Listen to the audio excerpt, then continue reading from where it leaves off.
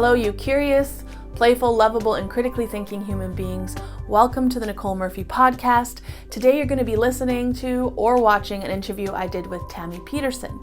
And for those who don't know, Tammy Peterson is Jordan Peterson's wife. And even more so after this conversation, I truly believe they are one of the most misunderstood families in the world.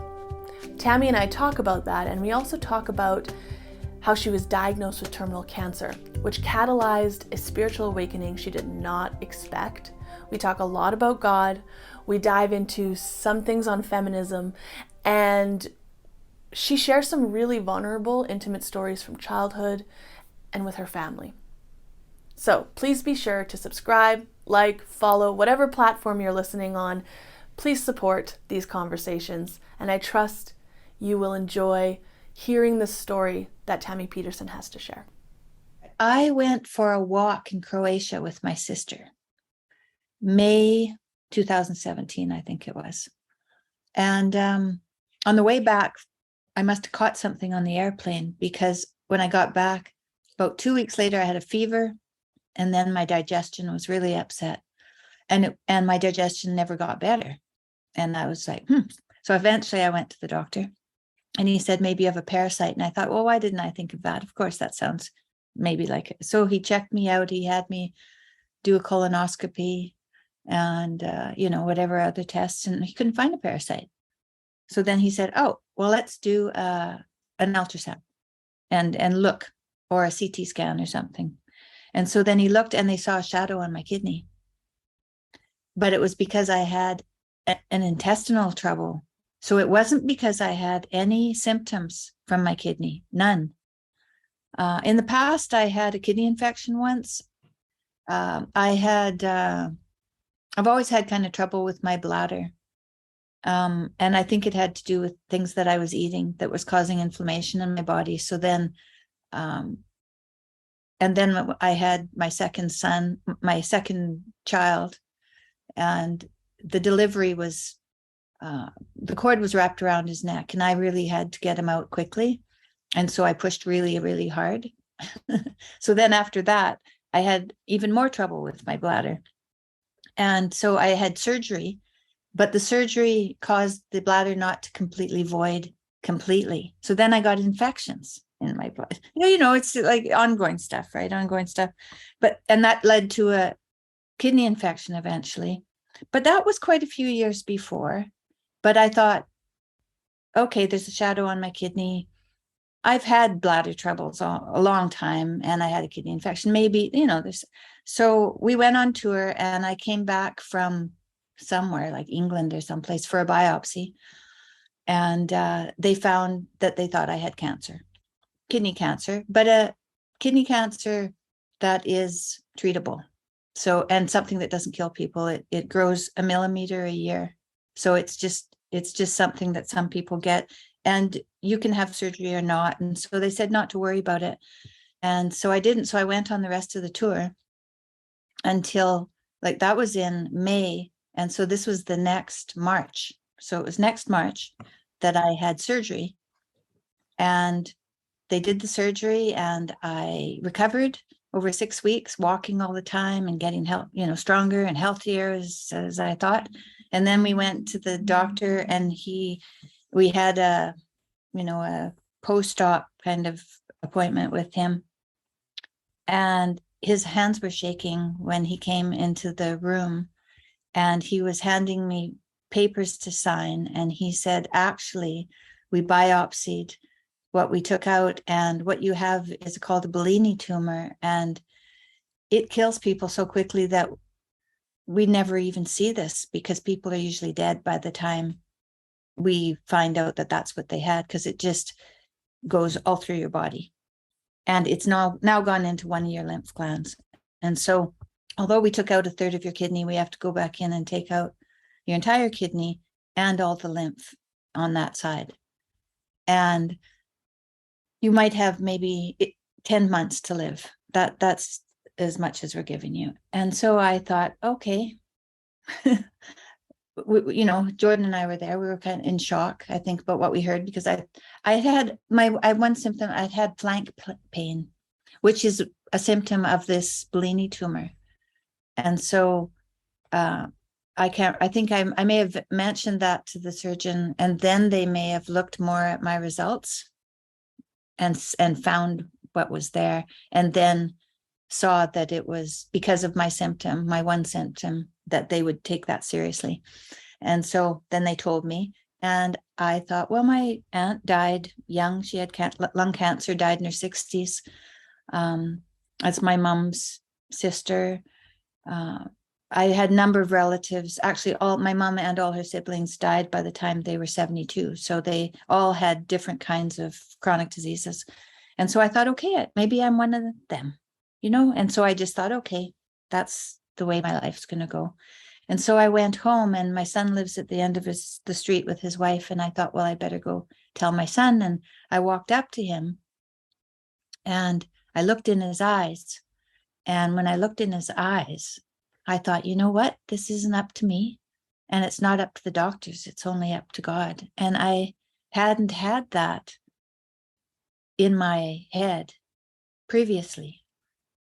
It's not that I wasn't a spiritual person. It's not that I hadn't, my mother passed away in 2007, and Michaela had chronic illness, and I prayed to my mother all the time to help us. So it wasn't like I wasn't a spiritual person, but I'd never had a really, an insight like that was so profound, and at a time of crisis like that. I've had other crises in my life, but that was life-threatening, so it was the most extreme. I was pretty prideful up till then. I was running my life on self-will. I left home thinking, I'm 18 years old. I can leave home and I can run my life, and I'll do well because I will face everything that comes my way. And things had always worked out for me pretty well. I had done my best to be my best advocate, I would say.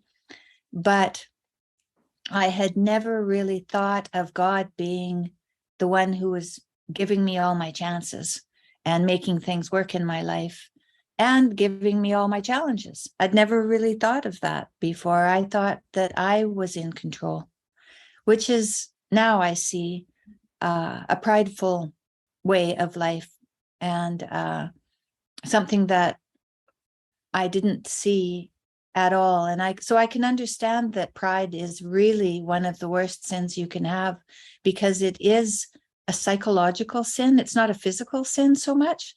It's a psychological sin. And those are hard to discover in yourself because they are tricky. Yeah.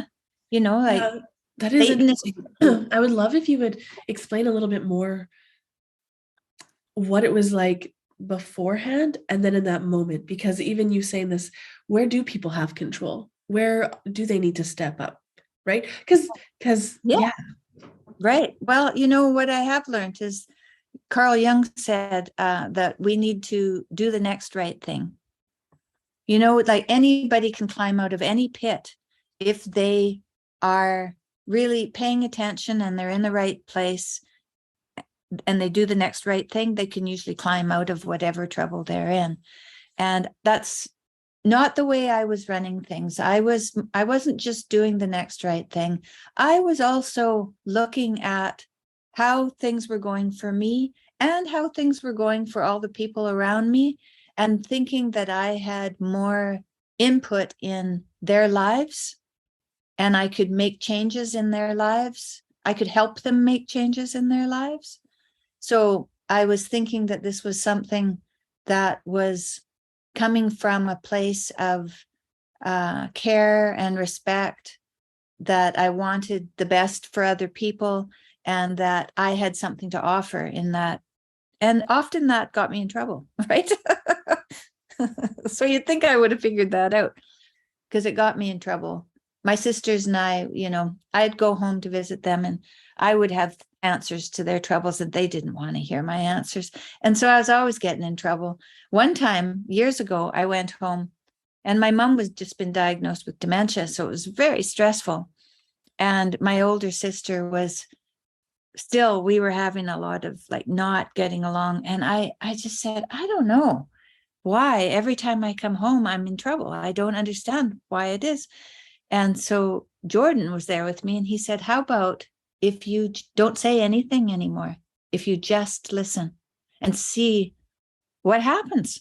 And so I said, good, fine. So the rest of the weekend, I didn't say anything. And my sister, we went out whale watching with her, and we went to this restaurant afterwards, and it was this Chinese restaurant with plastic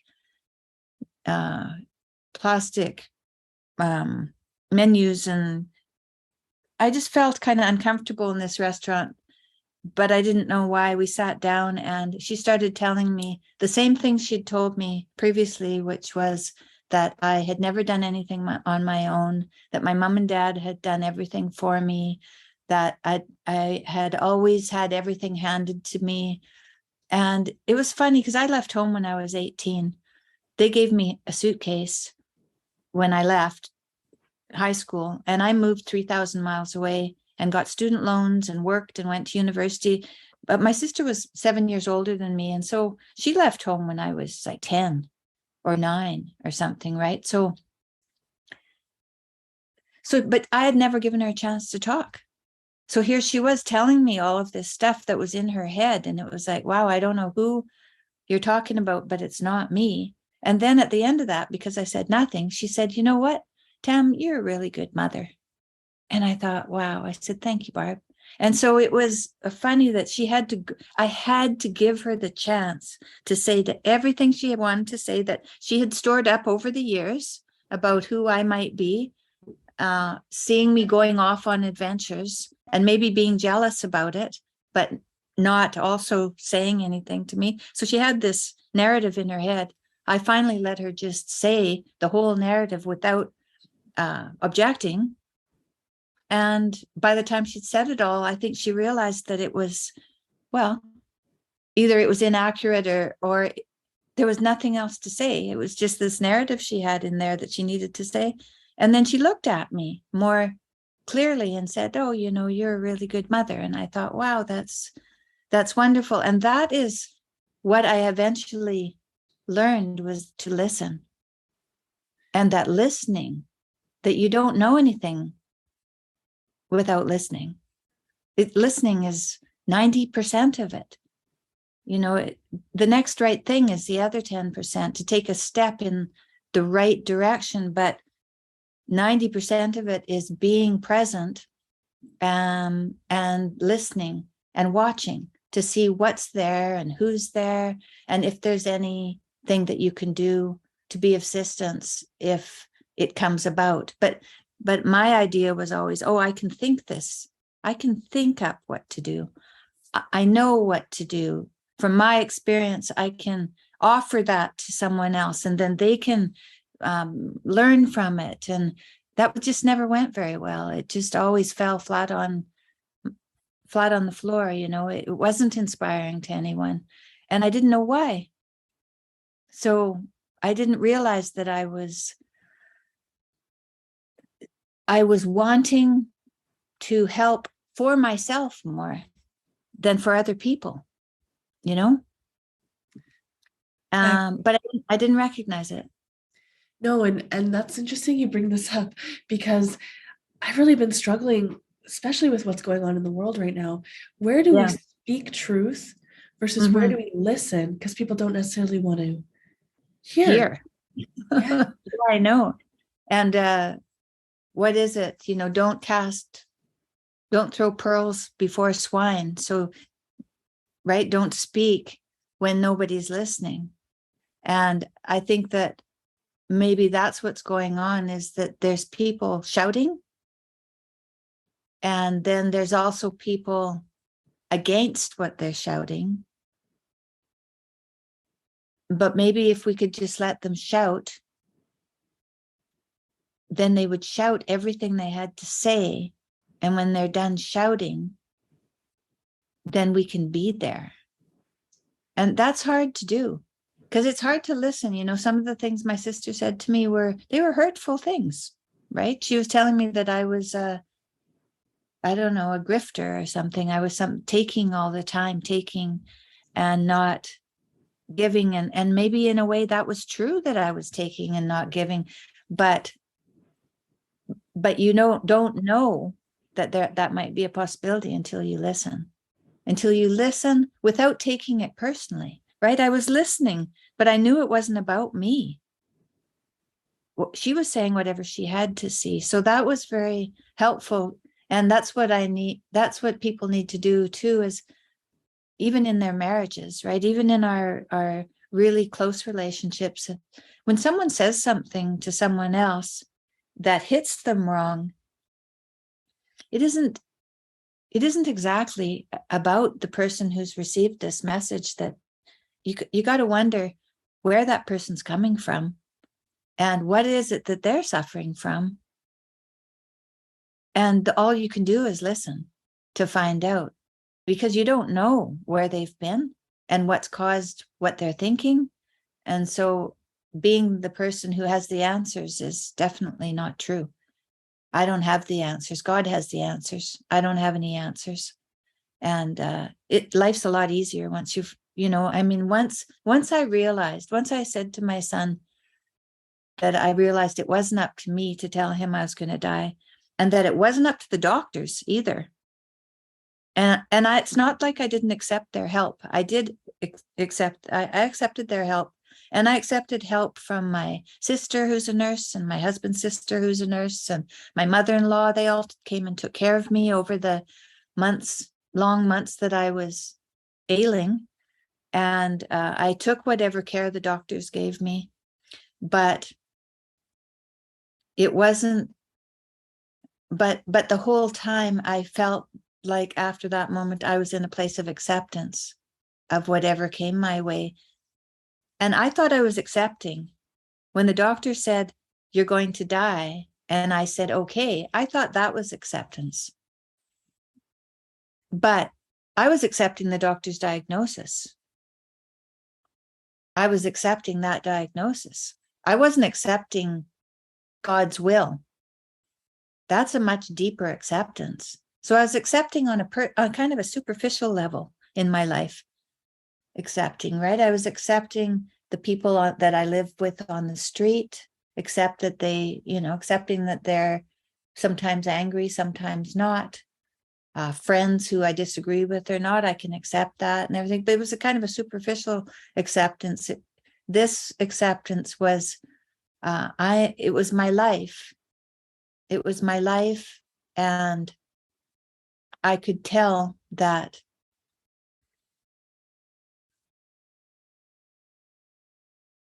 it isn't exactly my life to give or not give, to accept or not accept, that I'm here to be of service to my son whom I love, and whatever else happens to me in the meantime is out of my hands. Yeah, completely out of my hands. And so I came back from Croatia. I was sick. I had this ultrasound. They found a shadow. I toured around, and then I had surgery. I got well over 6 weeks. Then I got this diagnosis.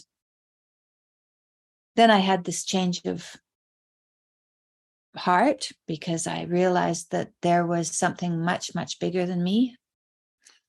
And then although things continued to go downhill, because I had surgery and they got all the cancer, but then I had they weren't able to tie me up. They weren't able to tie up all the ends of the lymph system. And that's like a spider web inside your body. So it's no wonder that they can't find it and make it perfect, So, but I had this, I didn't know it, but I was at home, and my feet started to swell, and then my legs started to swell.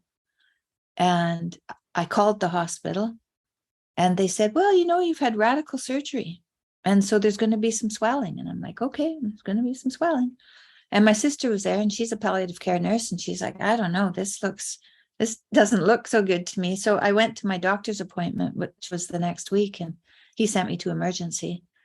And they siphoned off, I think, 9 liters of fluid off my belly, because my bodily fluids were just draining into my body.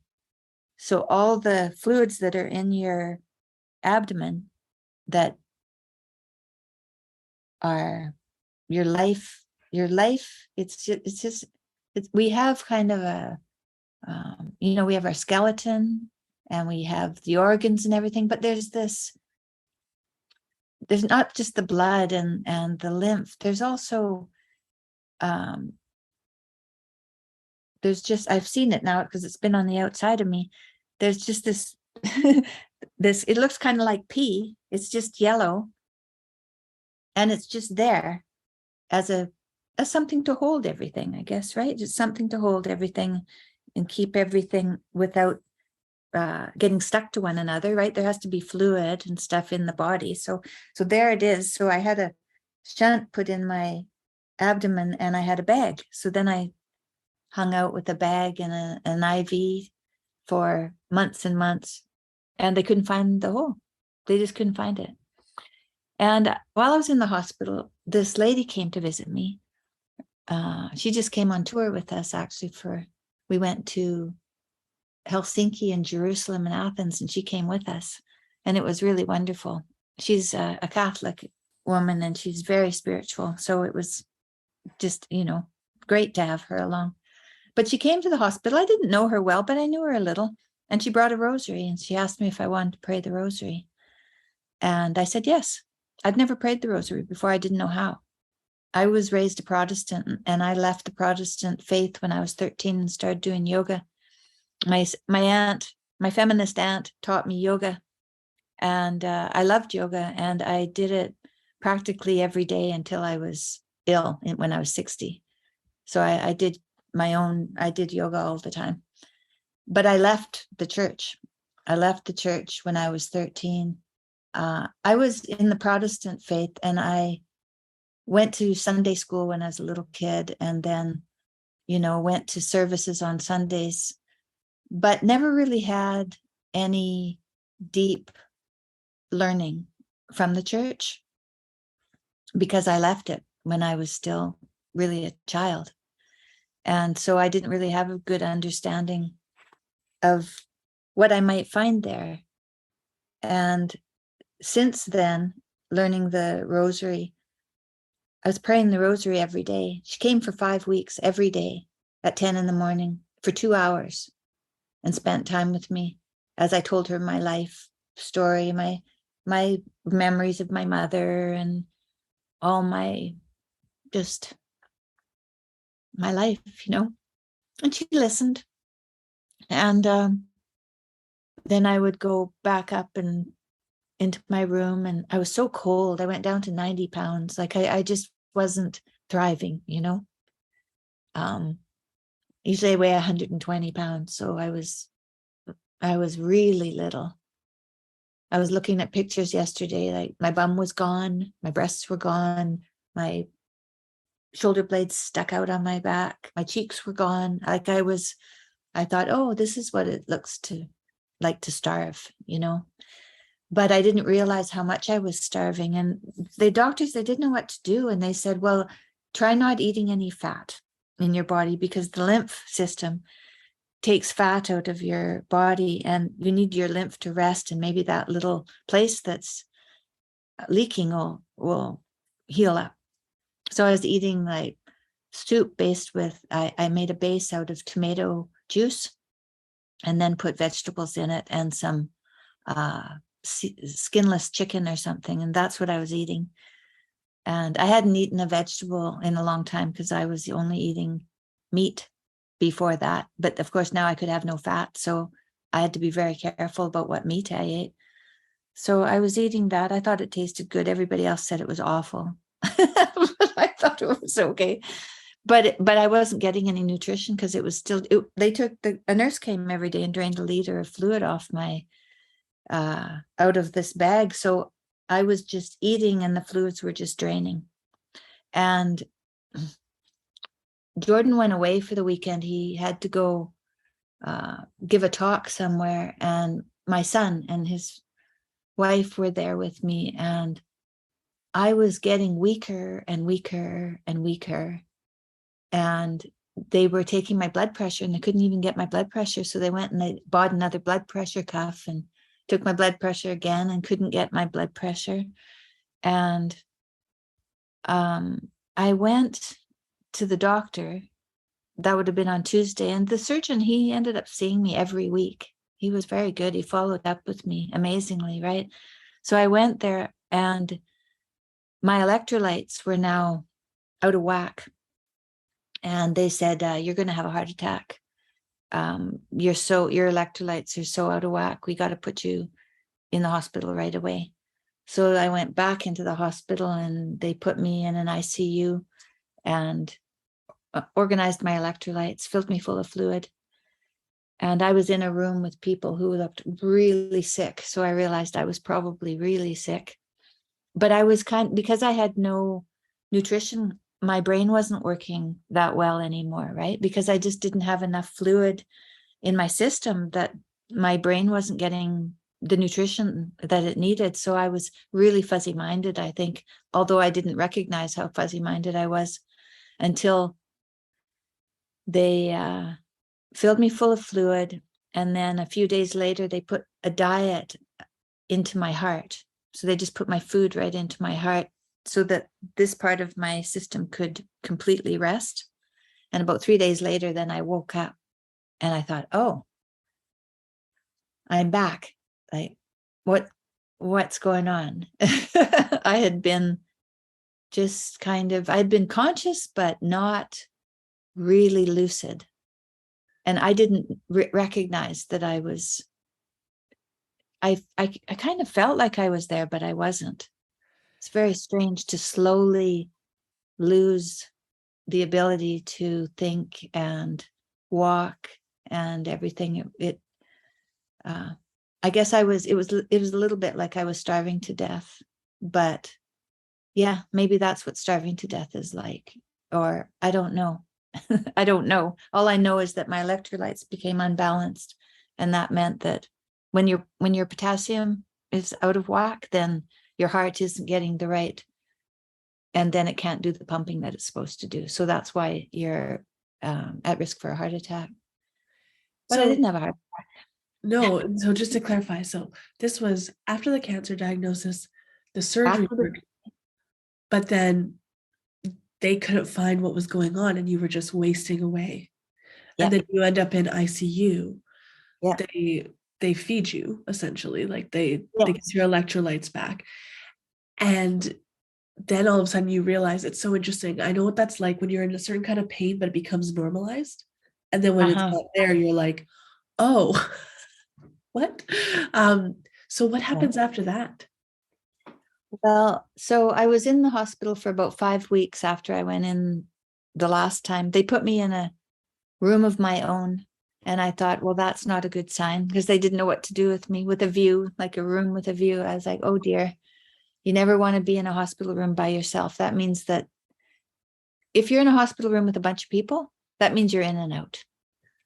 Right? That means you're in and out. That's a good place to be, even though it's a really annoying place to be, because the lights are on and people's things are beeping and people are coming and going, and you think, oh, why can't I just have somewhere quiet? But if you have somewhere quiet with a nice view, that means they don't know what to do with you. And so that's not a good sign. I know that now. I was trying to keep my strength up, and I was so cold.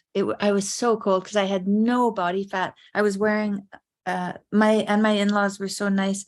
My sister-in-law bought me a duvet to put over my body, and she bought me cashmere pants to wear. So I had cashmere pants that I wore all the time, and my son bought me hockey socks, and so I had hockey socks on, and I had a cashmere wrap and a cashmere hat, and I wore them to bed with a hot water bottle, and then I could sleep. Like, I was just freezing to death, and it was summer. It was July, and I'd go outside and walk around with all these clothes on, with my IV pole and my bag, trying to keep my strength up.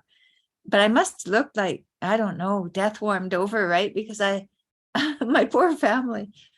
Wow. But I was so, I just prayed all the time. I would go down into the hospital, and they take you down into the hospital. That's where all of the scanners are in the hospital, and they keep them cold down there because the machines have to stay cold. So it's freezing down there. And so I used to have to go down there they were trying to find things, so that I get CT scans quite often, different kinds of crazy scans that I don't even want to think about. But all I was concerned with was staying warm, because I was so cold that was the most, it was the most frustrating and uncomfortable thing, was not to be able to not relax because I was just freezing.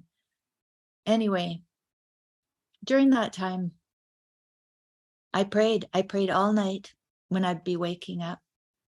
And in those scans, I would just pray. And then I could get through the scans. They didn't hurt, even though I know they hurt. I could pray and not pay any attention to the pain. I prayed so much. I could just pray through the pain, pray in spite of the pain. I could just pray until it was over. And then I'd go back to my room. Whew. And I'm curious, throughout this time, what type of praying was it? Like the rosary? I prayed the Lord's Prayer mostly. I prayed the Lord's Prayer pretty constantly. Now I pray the Jesus Prayer. So if I'm, it doesn't matter. I'm going somewhere, before I get there and when I arrive and before I see someone, I'll pray the Jesus Prayer. Jesus Christ, Son of God, have mercy on me, a sinner. And I just pray that over and over again. And that sustains me through any kind of discomfort. And now I feel like I don't have any discomfort, because as soon as I have discomfort, I just pray. I pray, and that praying is good because it allows me to listen and be present and notice what's going on. I'm not distracted by my thoughts about what my plan is, because I'm not running things anymore. I'm not in control. And you asked about what we can be in control of. Very little, actually, very little. What am I in control of? The next right thing that I do. And those can be very challenging things, because maybe there's something that really needs to be done. Well, then that's what I have to do. And then I have to pray for courage and strength to do it, because I don't have the courage and strength on my own. And so then I go from praying the Jesus Prayer in times of discomfort, or in times of,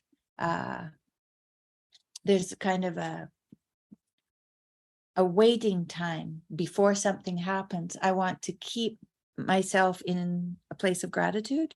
And so then I'll pray for gratitude until I am where I am, and then be present where I am and try to say the best next right thing. So I've been going on stage with my husband. We've toured again this year. And this time, my daughter was opening the shows for him, but then she realized she was much too busy and couldn't do that. And so then they asked me if I wanted to do it. And I said, I've been traveling, sitting in the audience for a year or something with you. Yeah, I can do that. Thanks for asking, So then I opened the shows for George, but then he was having a hard time because he wasn't feeling well and the lectures were too much for him, and we had to stop the tour. But just before we stopped the tour, I'm sure, praying and thought up, or God gave me the insight to suggest that we do Q&As instead of lectures. And he was a little hesitant because he thought the crowd might not be appreciative of the effort. But it turned out that lots of people said they really enjoyed the Q&As. They really liked having Jordan answer questions.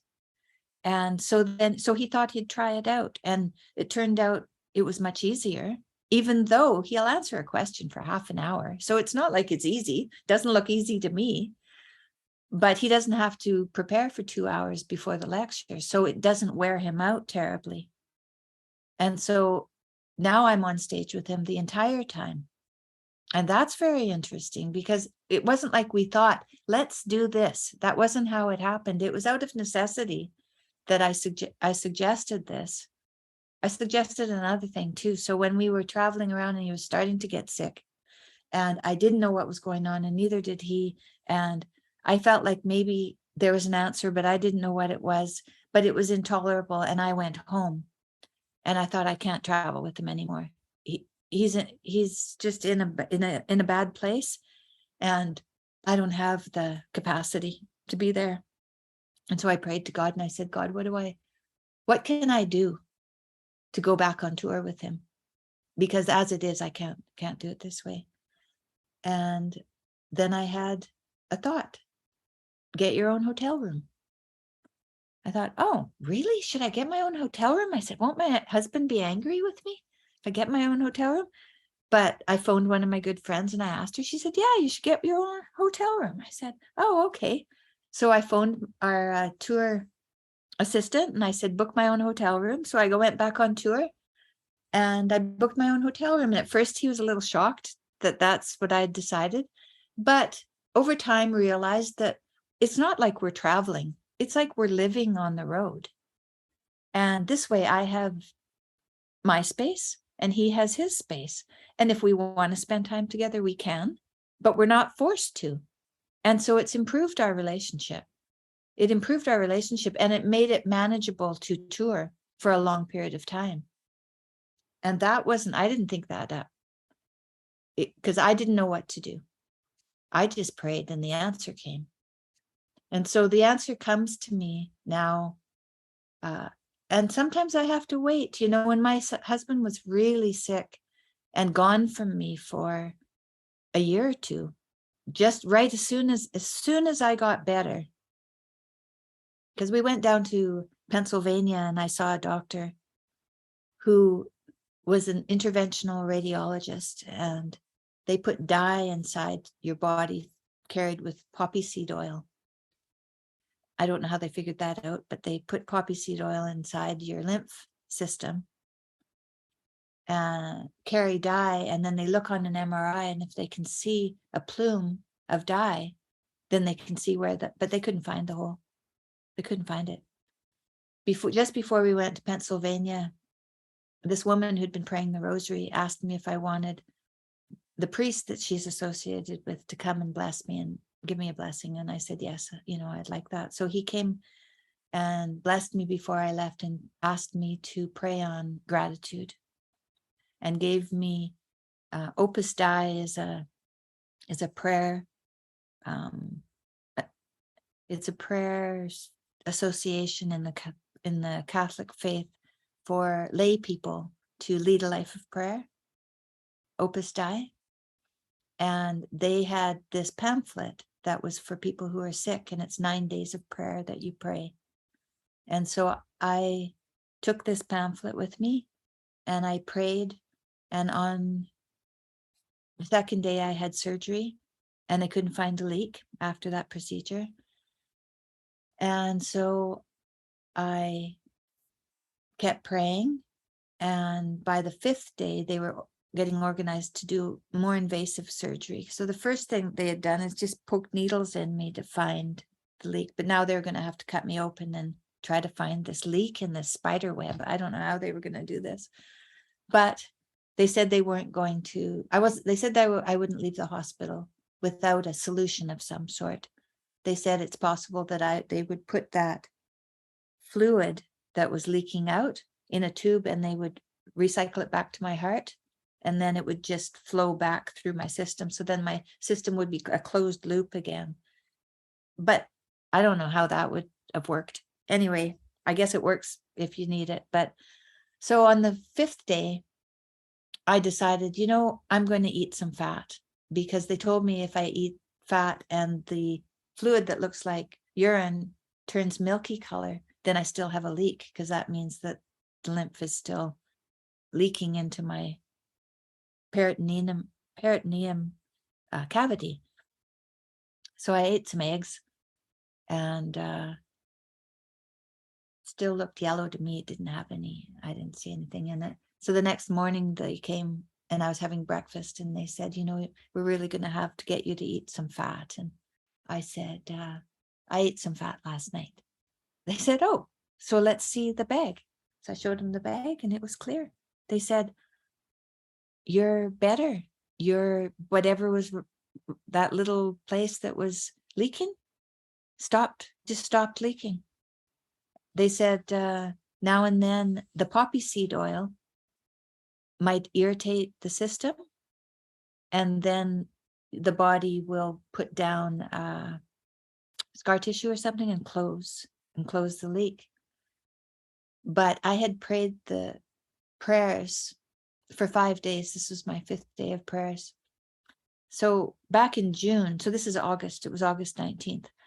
Back in June, Jordan was not feeling well, and he was really worried about me. And I said, George, I'm going to get better. I'll be better on our anniversary. And the day I got better was our anniversary, our 30th anniversary. Isn't that weird? That's weird. So when you said that, where was that knowing coming from? Where was that knowing coming from? Yeah, that's a good question. Where does that knowing coming from? And I think that that's the thing that people need to just not question, to accept and have faith that there is a knowing. If we allow a knowing, there is a knowing. And it takes practice. That's why they say prayer is a practice, because you have to practice prayer. It has to be something, because it used to take weeks for something to turn around for me to become more insightful into something that was not going well. If I had some resentment, towards my daughter, because when my husband was sick, she took him to Russia to get better. And so then I was separated from her for a very long time and worried about him, but they felt I wasn't healthy enough to go. So I didn't go. But so I transferred my fear to my daughter, who had taken him away.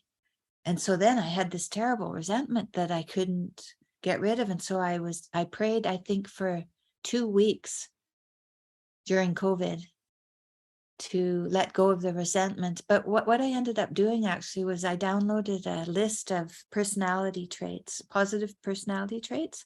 And I went through it and I checked off all her positive personality traits, because resentment is a very narrow view of someone. It's usually one issue, right? So you've actually identified one aspect of someone and just held on to it as that being the person. But if you look at a personality list, and I don't know how many, I had hundreds of words that I could choose from. So I went through a thorough search and just identified everything about her that was good, that fleshed out who she was. And it became more who she was than this small point of view that I had before. And so that helped quite a bit. And that was in, and I prayed and came to the conclusion to do this personality. I don't know how, I was reading lots. I think I may have read that someone had done that once, and that was helpful for resentment. So I did it and it was helpful. But I ended up having that resentment lifted from me eventually, but it took a couple of weeks. But that was really early on. Now I can pray about something and have it turn in a better way within moments. It just, I can see miracles happen. They happen as I pray, kind of. It's a practice. And I think because I spent years and years doing yoga, I was used to having a practice, because I had followed this practice of doing breathing meditation and doing all the asanas and stuff. And I did them every day from the time I was 13 years old, so it had really carried me through my life when my life was good. But when it became a matter of life and death, I don't think my understanding of the culture that yoga comes from was deep enough for me to access what someone from that culture could access from it. I had to go back to Christianity. I had to go back to what I was born into to really find sustenance. And, I can't speak for other religions, but Christianity did sustain me. And I wouldn't say that I had a great understanding of it. I hadn't been a religious scholar in any way. Yet when I needed Christ to come, he was there. I've been watching The Chosen. Have you watched The Chosen? It makes me cry every time. They did such a great job, because I've thought of this before too. Some shows that depict Christianity feel really cheesy and Yes. steeped in ideology, and we see that happening on the left as well. This media that's seeped in ideology, but The Chosen is brilliant. Yeah, it's brilliant. Yeah, I haven't watched it all yet. I've watched maybe 5 episodes, but I think, oh, very well done. And I can understand now when I see Christ and his miracles, I can feel that's what's been happening in my life, are these same kind of miracles. And I went to Jerusalem. I walked the stations of the cross. You can walk the stations of the cross. I went into the prison where Christ was held, and the thief Barabbas, I saw his cell as well. These things, I went to where it really happened, and all those occurrences. I went to the Church of the Holy Sepulchre and saw where Christ was laid on the slab and oiled, where his body was oiled. I saw where Mary stood when he was crucified and where she fainted. Yeah, very powerful experiences there. And I can't believe how blessed we are to have been able to go there and see that. And then, then we went to Athens, and we went to the Parthenon, and to see, I went to Constantinople, at the mouth of the Black Sea.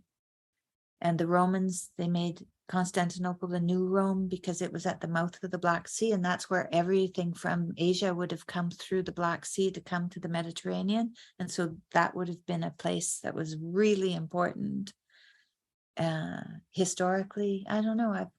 It's going to take me a while. I'm going to have to write it all down, think about it, come to terms with what I've learned, what I'm still learning.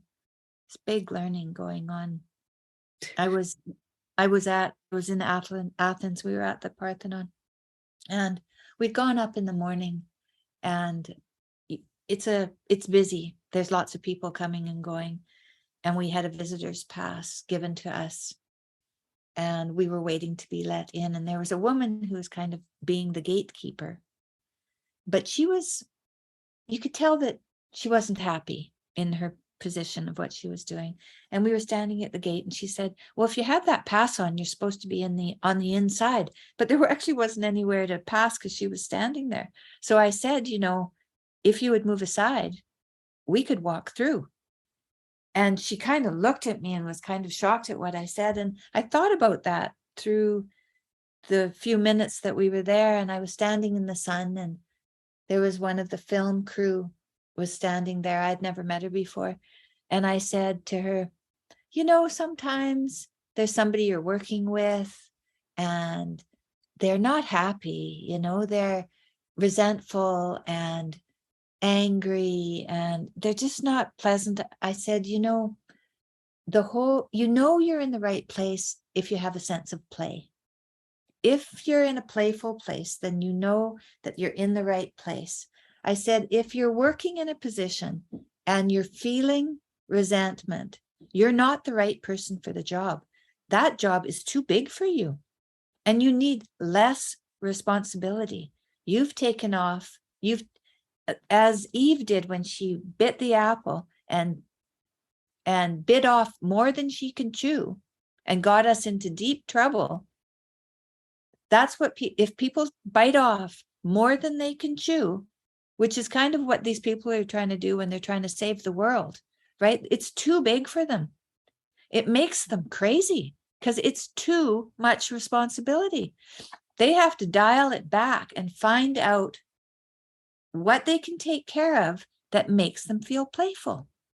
And then they know they're at the right place. And so that's how you can tell what you can control and what you can't, because whatever you're doing in your life, if it's giving you a sense of play, then it's a good balance between you and the other people. But as soon as you feel like you're struggling because this person isn't doing what you need to do, or then you've taken on too much responsibility. You've bit off more than you can chew, and you have to look at what you're doing and dial it back, give back the control to these other people until you feel at ease so that you can deal with what you're doing with, and hopefully you'll still be helpful. And you will be. You'll be helpful though at what you are in your present state capable of dealing with. And as you learn more, maybe you'll be capable of more, and then you can bring that playful attitude to something that's a little more complicated. But taking on something that makes you frantic, like these people who are screaming about injustices, that's too much for them. It's too much for them. They've taken on too much, and that's why they can't listen, partly is because they've taken on too much and they don't understand where they are anymore. And it's no wonder they're frustrated, because they don't understand where they are. And so they have to go back home and see if their room is clean and see if there's anything they can do for their mother and their father and their next door neighbor. And if that still makes them resentful, well, then maybe they're not actually doing what they need to do for themselves. And that's something that I didn't learn either, and let a lot of women have trouble with too, is because, we're set up to take care of a baby. So we're set up to take care of others. And we're good at taking care of others. We've always been in a position to support our husbands.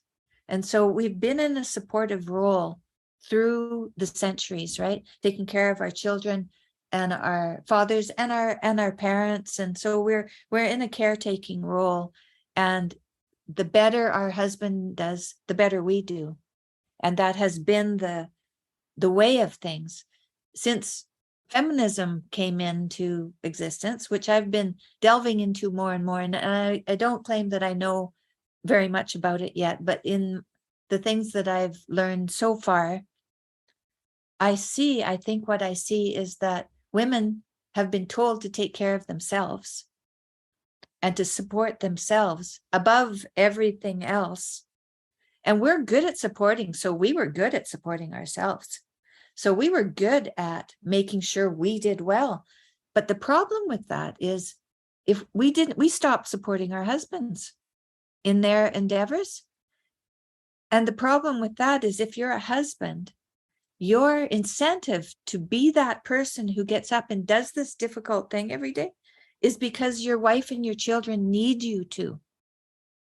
And if that need isn't there anymore, then what happens to that husband's need to work? Does it disintegrate? Does it fall apart? I think it might. I think that we were built in this family, we were built with children and wives and husbands to be in this kind of hierarchy, I guess, of understanding where the husband is getting status from his economic push, and other men will decide what his status will be depending on his competency. And women, in supporting their husbands, look where I am. I get to travel all over the world. I get to sit on stage while my husband speaks. I get to see exactly what's going on. I can hear him. I can see him. I'm there with him. I'm in a supportive role, but that doesn't mean that he could do it without me. Right? That's not what it means to be in a supportive role. It doesn't mean he doesn't need me. It means actually he can do more with me than without me. And I wasn't seeing things that way before, and I think it made me sick. I really do. I think that with what I've learned so much, all of that control and all of those feelings of resentment that used to plague me, they're not good for us. It's not good for us. It's not nourishing. It's not playful. And so if you're in that place long enough, I think it makes you sick and probably kills you. Now, I've been lucky enough to survive what I went through and to learn from where I was. And I prayed to God. I said, if you let me live, I promise I'll talk to people and tell them what I know and what I've learned. But I'll never know what other people should do ever again. I don't know. There's children. With children, well, you got to make sure that they learn not to run out in the street. You got to make sure that they learn to use the bathroom properly. You got to teach them to give and take so that they can play with other children and so that other children want to play with them. There's things that we should do with our kids, but we don't decide what they should do with their lives once they grow up. That's up to them. And to have the faith that they know what they're doing.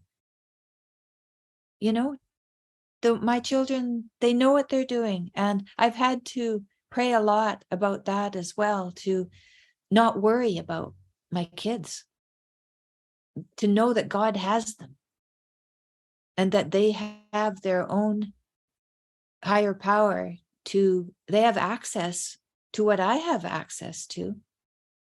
And so all I can do is show them what I'm doing and share with them what I'm doing and be there for them if they need me. And be grateful when they want me around. And I don't know, gratitude.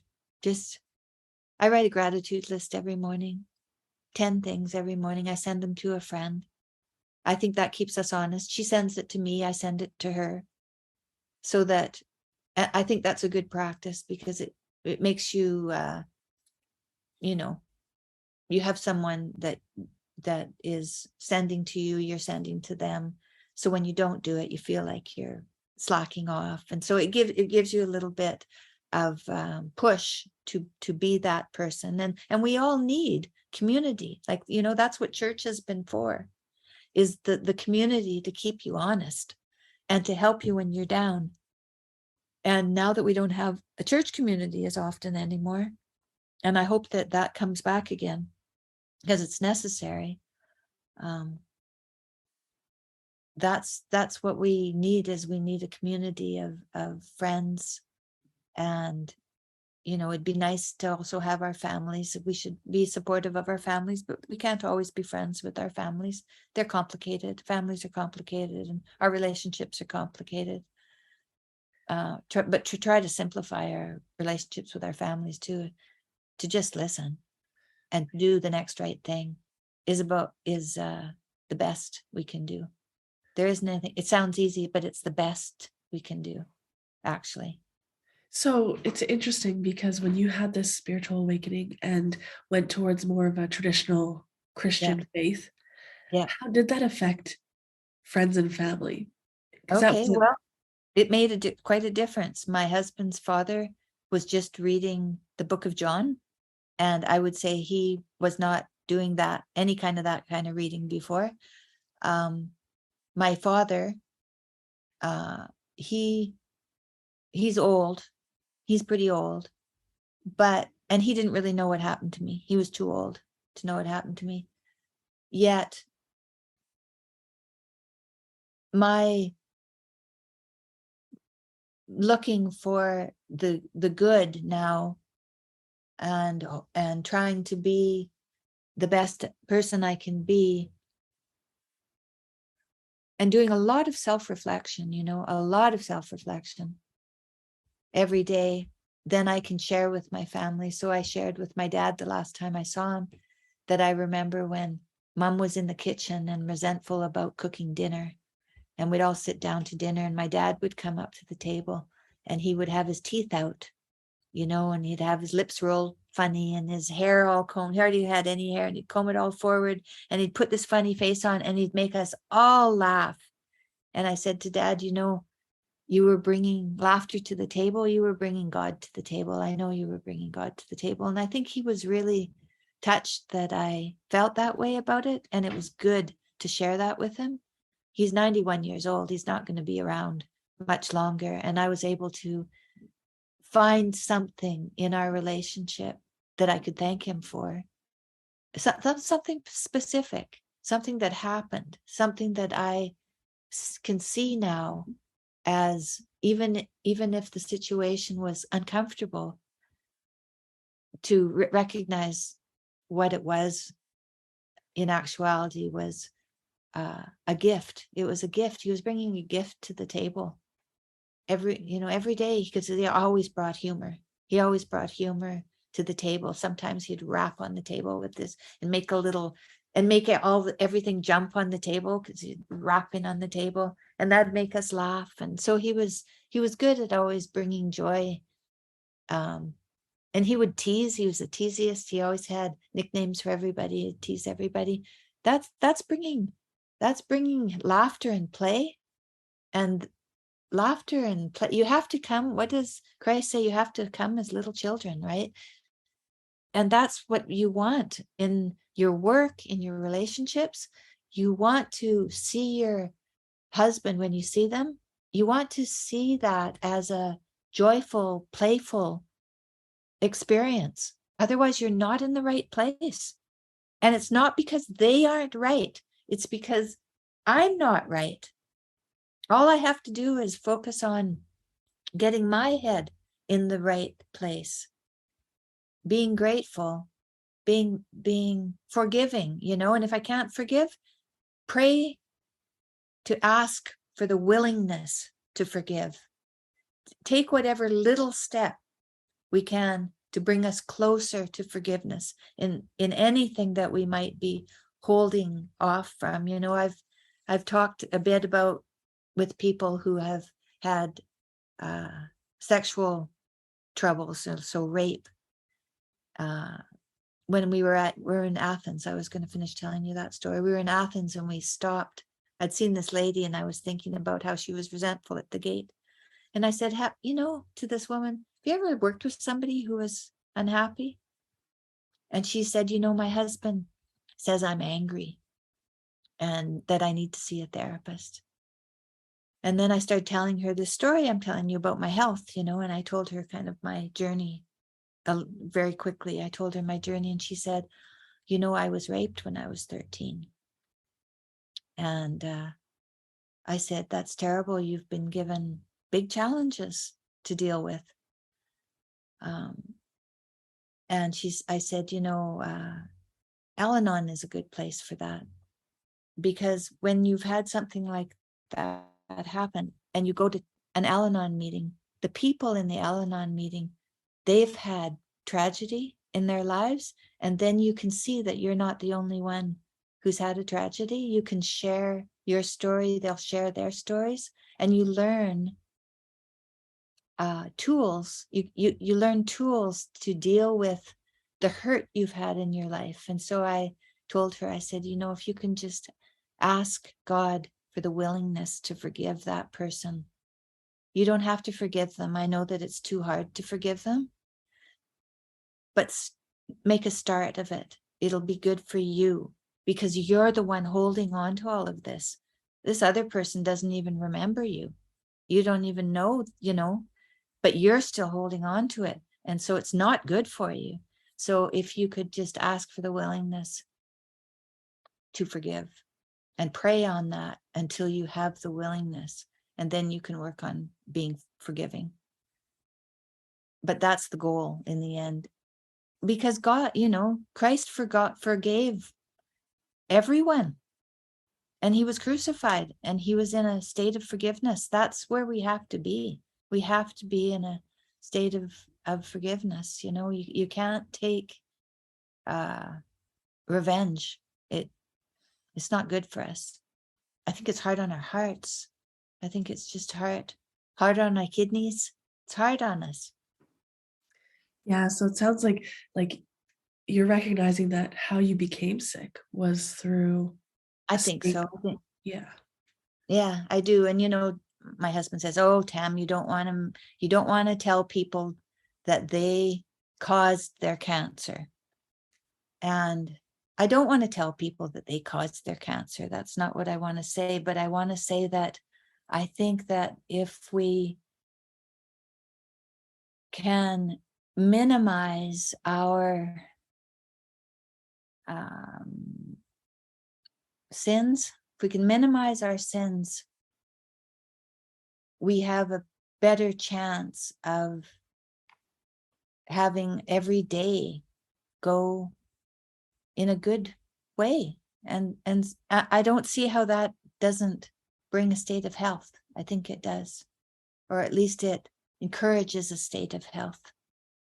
And the prayer, it's not like I don't get challenges every day, but I am thankful for the challenges, because I know that they're challenges I need. And so I might be terribly uncomfortable. Something might happen where it makes me, someone I don't know cuts me off, and it makes me really angry. And I get home and I'm angry. And I think, oh, this is a challenge again for me to overcome this feeling offended, taking things personally, to overcome those things. And obviously I haven't had enough practice in it, or it wouldn't be happening to me again and again. That's how I see it. Yeah, I've learned to practice seeing life like that as well. Like everything that's happening is happening for me. Yeah. Even if it's very uncomfortable. But some people get really even hearing you say this about sin is a very triggering word for people. I bet. Especially when we have Pride Month, which is Right. really funny. It's a sin. Duh. Yeah. And so this idea of minimizing our sins. Yeah. Yeah, minimize our sins. I think we can minimize our sins if we can practice minimizing our sins, because you'll never get rid of them, because they just keep coming, because as it was and is ever and always, it's always happening. But if we can work on it gives us something to do that's actually meaningful and not harmful. And at least that's what you could do, is do something that's meaningful and not harmful, which is working on our sins, working to minimize our sins. So where does Jesus come in for you in that? Where does Jesus come in? Well, I think the forgiveness. When I ask for forgiveness, then I'm asking for what Jesus wants me to ask, is to ask for forgiveness. I'm doing, he asked us to follow him. And as far as I can tell, he asked us to face what was necessary, no matter how difficult, to face what was necessary, and to do the next right thing, right? Because he asks you to do the next right thing. And if somebody came up to him who was blind, well, then he stepped up. So that's what we do. if we see, and to not avoid those things, because sometimes we see things and we think, oh, look at, there's that person over there and they're making a mess again. So there's that person over there making a mess. Well, that's a judgment. That's a judgment on that person, but is that helpful? Maybe that person is making a mess over there because they've bit off more than they could chew. And so then they need a little help. They might need a little help. And so you go over there. If they ask you to help, then you can help. You can't really offer it unless they ask for it. But you can be there. And then if they ask, you can be there. And that's really what Christ is asking for, is for too, right? To be there. To be there so that if you're asked for anything, that you're awake enough and present to be able to answer. And so if you're concerned with something, trying to manipulate something, trying to get something done, spinning your wheels so that this thing is going to work out the way that you want, then you're not paying attention to what else might be happening around you at that time. And so you got to know that time that you spent spinning your wheels was that's not what Jesus, what does he asks when he goes to visit Mary and Martha, and Mary sits at his feet and Martha busies herself in the kitchen, and she's looking at Mary thinking she's wasting her time and not doing anything. But Jesus tells her that she's doing exactly what he wants her to do. He wants her to be sitting at his feet. And so that's what we have to do too, is we have to sit at his feet and see what it is that we're supposed to be doing, but to recognize it, not to recognize what's there and then put ourselves into it 100%. So it's not as if we're not supposed to do anything.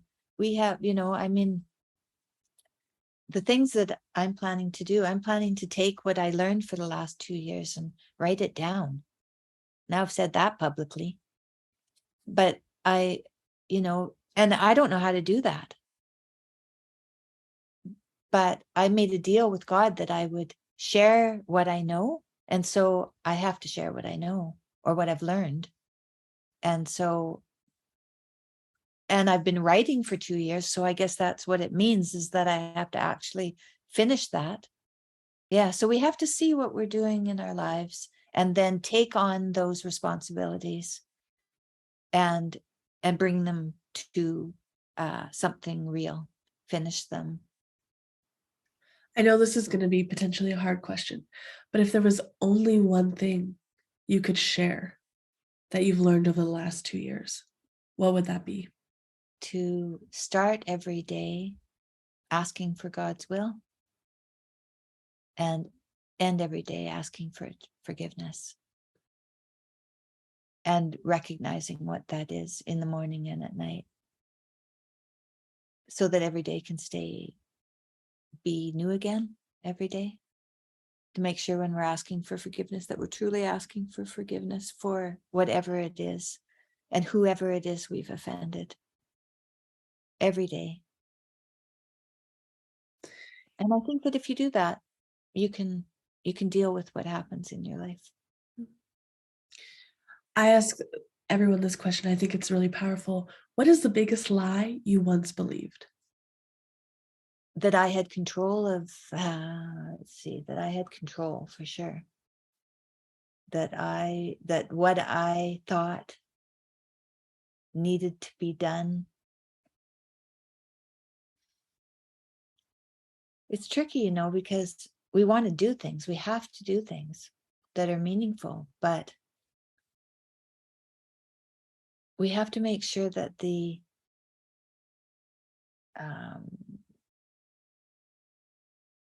need to do these things is coming from the right place and not coming from a need for love, right? Rather than giving love. So you have to be really careful that you're always in a place of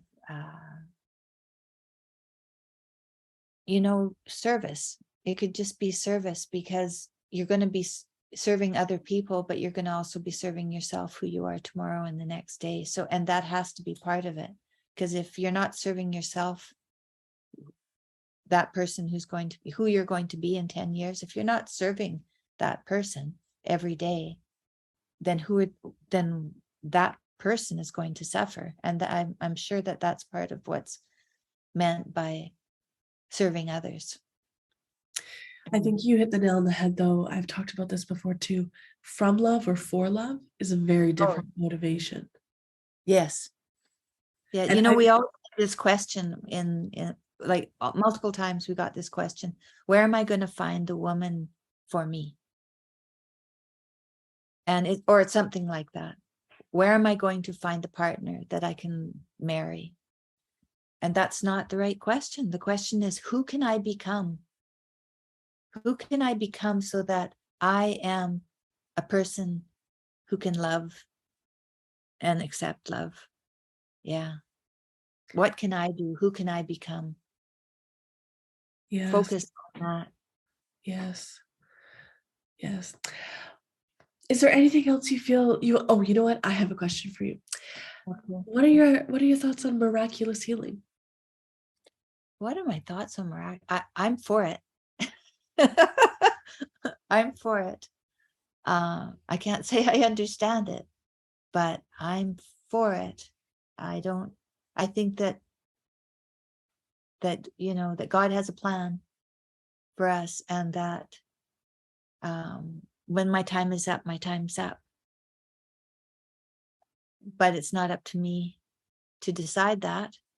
And until then, I'll put my faith in God that I'm taken care of and I'm doing God's work. And as long as I'm doing God's work, then I have nothing to fear. How do you know if you're doing God's work or not? Well, I ask. And I don't try to manipulate what's going to happen, or I'm trying hard to be, because I falter for sure. I'm not perfect. So I end up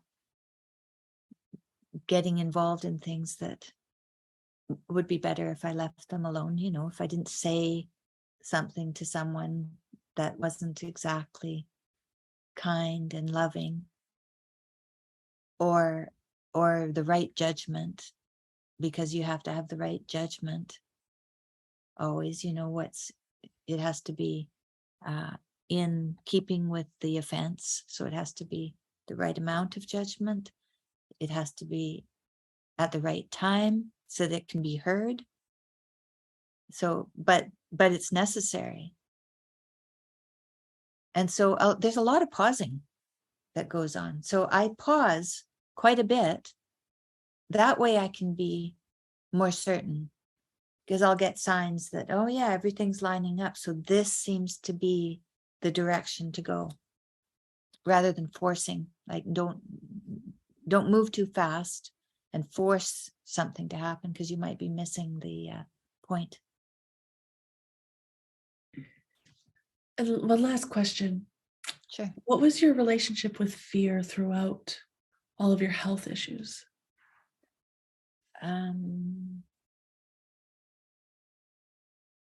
When I was in the thick of it,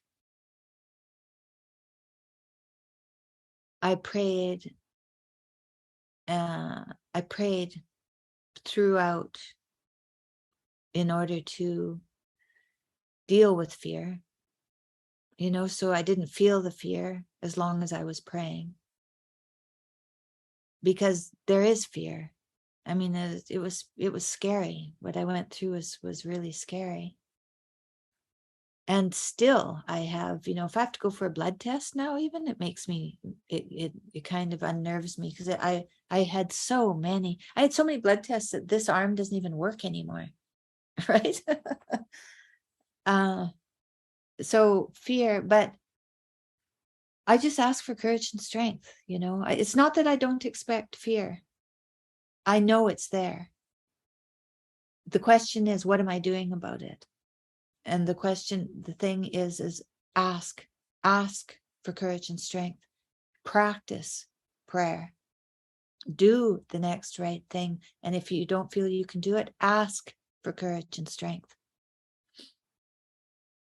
And then, get with it. Do you think there's anything that you could say to people who are going through health issues that could inspire miraculous healing? Or is that really an individual journey? I think it's an individual journey. I do. I think everybody has their own story. But, after I was well, after I was I well? I think I was well. Yeah, I was well. I was on my own because my husband was still away. I went to Wellspring, which is a cancer cancer courses to help people with diagnosis and treatment and just the whole psychological undertaking, and I took one course in self-compassion. It was art-based, and I like art, so I like to use color and shapes and things like that, and music and stuff like that to work through things. So I took a course in self-compassion, and that was very helpful. It uncovered one of them was think back to it. Like, she would have us do a relaxation session, and then she said, think back to when you were young. What did you find yourself doing? And I thought, okay, I'll think back to when I was young. I was usually outside in the garden digging around. I love bugs, right? So I dug around with the worms and the bugs and used to catch bees. And so I was always outside with all these little creatures. And I was a lot younger than my siblings, so I spent a lot of time on my own, really, or with friends. But when I was really young, on my own.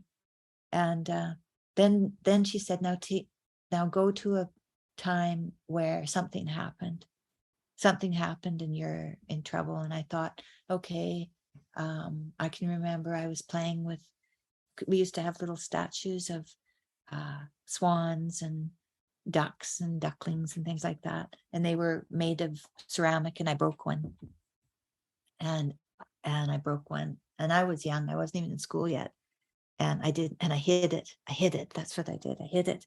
And then my dad lined us all up. There were 4 of us. Did you do it? Did you do it? And got to me, and I started to cry. Of course I did it, right? I did it. But I felt that in that moment, I felt that I'm not good enough. And so that was what I wrote down, not good enough.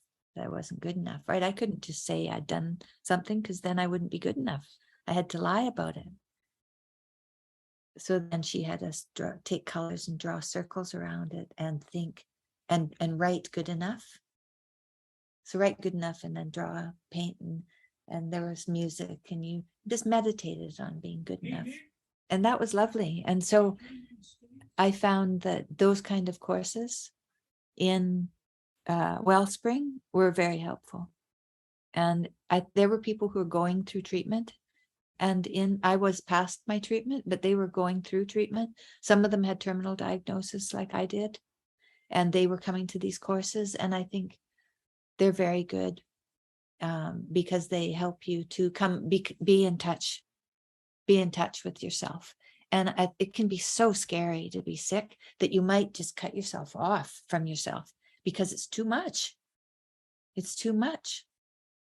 And so having a way to access your feelings and your needs, your fears, all of that, to access all of that, and then to bring it out and share it is good.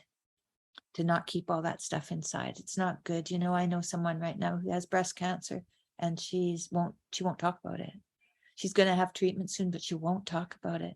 And maybe she'll talk about it after, but I just know that the more I opened myself up to help, to assistance, my sister-in-law came when I was in the hospital, and I received lots of prayers, because lots of Jordan's fans sent me prayers, and we took all those prayers that we received, and she colored them in bright colors and put them up on my wall so that I could read them every day while I was in the hospital.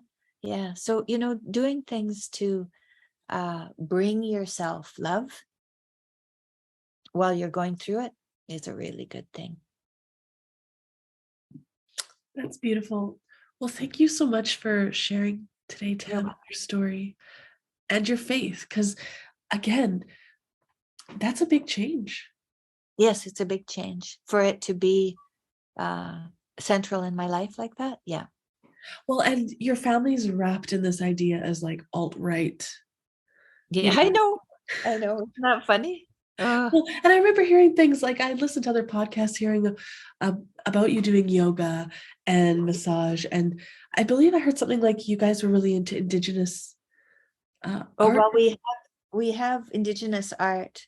We're from the West. We grew up in a town where there was a reservation in our town, and so I grew up with Indigenous kids in my classes and stuff. And I always felt a little guilt, I guess, or at least I felt bad that their families were not in good shape, and the kids, at least for my standard of living, and who knows, they didn't have that standard of living that I had. And so I felt bad about that.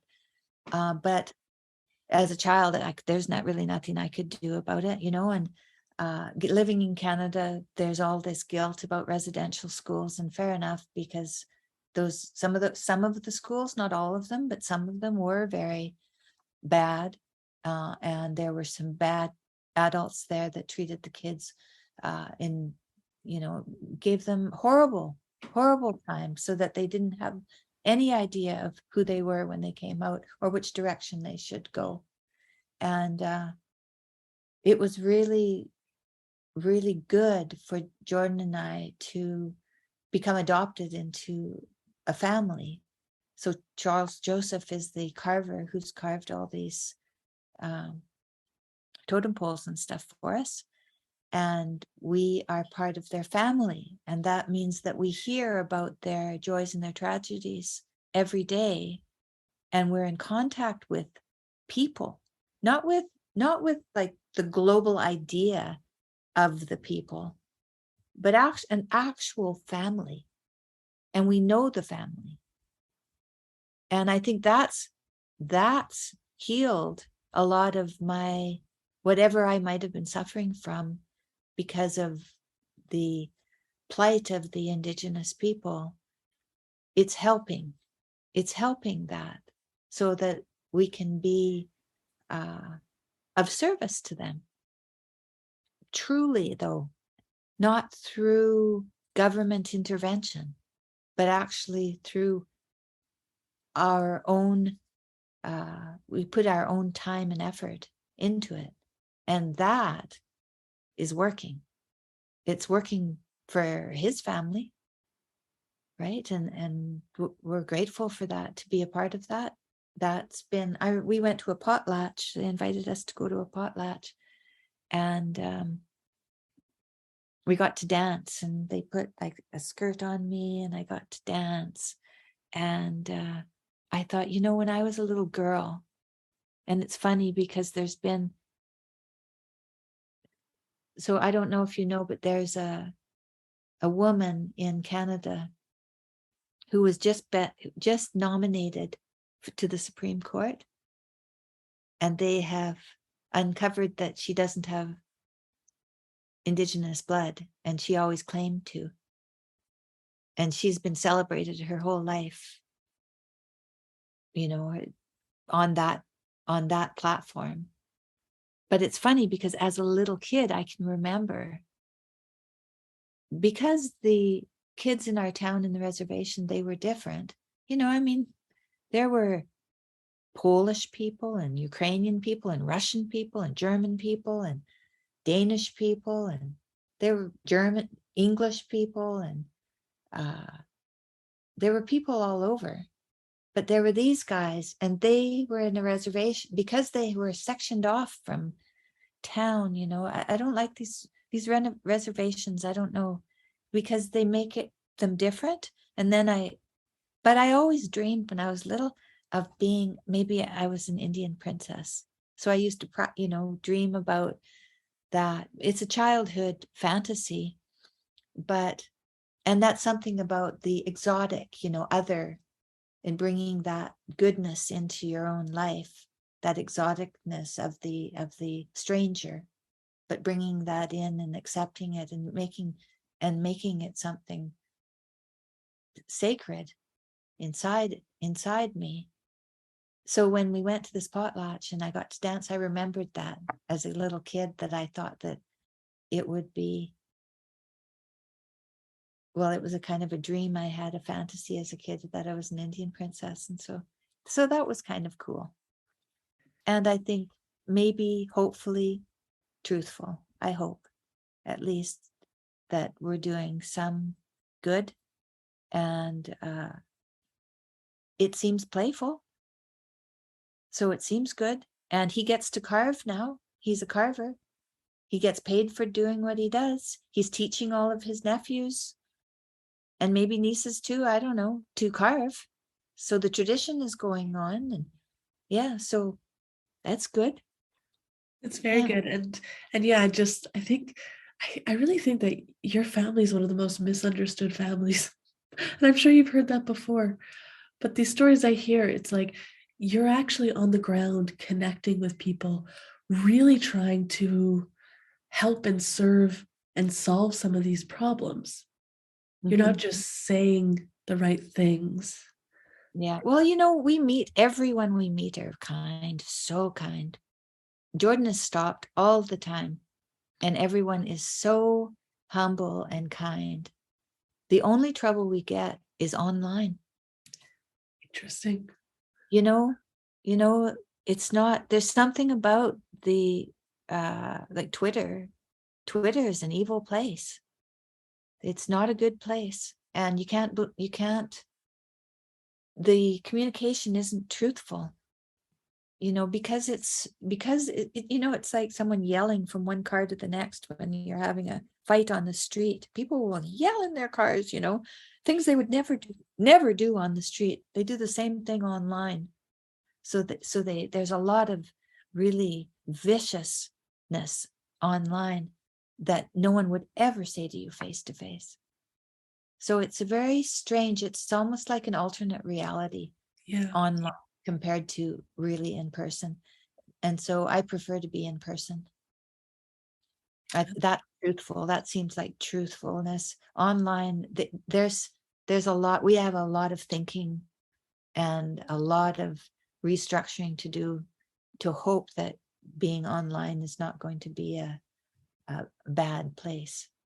Because so far it seems to do a lot of, not only that, with COVID and everybody being locked down and nobody talking. Now we have a war. So that wasn't helpful. We have to talk, all of us, all of us, Putin, everybody has to talk. Zelensky, everybody. We got to all talk and settle our differences. And now we have this war. Yeah. What are your hopes for the future? What are my hopes for the future? I pray, when I pray in the morning, I pray for all the people who are sick and dying. So I pray for them. I pray for anybody who's embroiled in a war. Pray for that. I pray for all the newborn babies and all the aborted babies. I pray for them all. I pray for them not to be so many aborted babies. That I think that's really where I'm really interested in. I'm going to talk a lot on my podcast about feminism.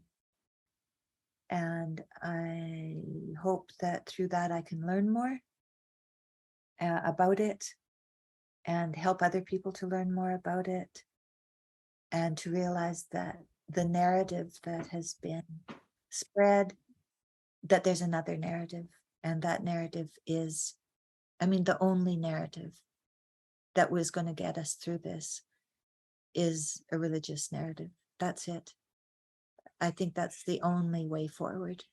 And the problem is, if you don't have a personal relationship with our Savior, then you will end up eventually going back into a tyranny again.